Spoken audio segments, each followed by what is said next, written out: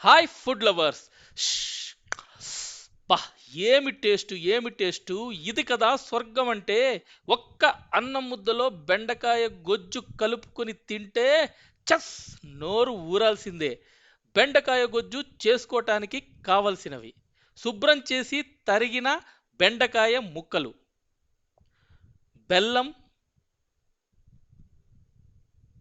కొత్తిమీర, కరివేపాకు,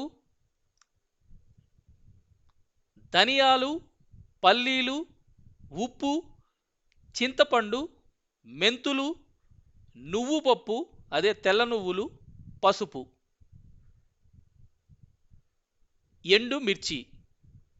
ముందుగా స్టవ్ మీద బాణలి పెట్టి పల్లీలు వేసుకుని టపటపలాడే వరకు వేయించి, తరువాత నువ్వు పప్పు వేసుకుని కాసేపు వేపుకోవాలి. దీన్ని తీసి ప్లేట్లో వేసి పక్కన పెట్టుకోండి. ఇప్పుడు బాణలిలో ఒక స్పూన్ నూనె వేసుకుని పావు స్పూన్ మెంతులు, ఒక స్పూన్ ధనియాలు, 10 ఎండుమిర్చీలు వేసి వేయించుకోవాలి.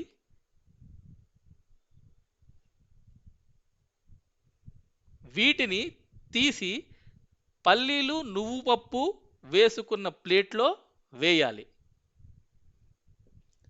ఈ మిశ్రమాన్ని మిక్సీలో వేసి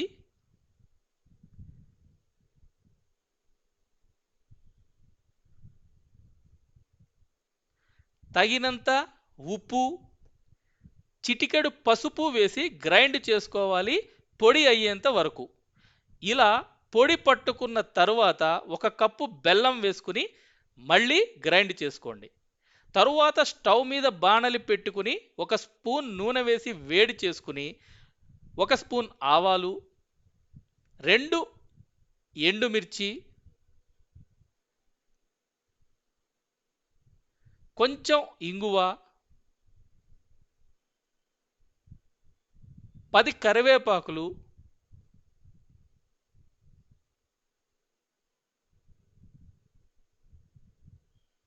బెండకాయ ముక్కలు వేసి వేయించుకోండి.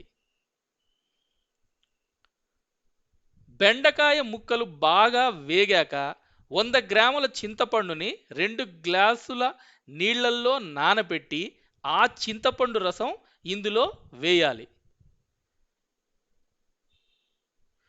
ఇప్పుడు మిక్సీలో పట్టుకున్న పొడిని వేసి కలుపుకోండి.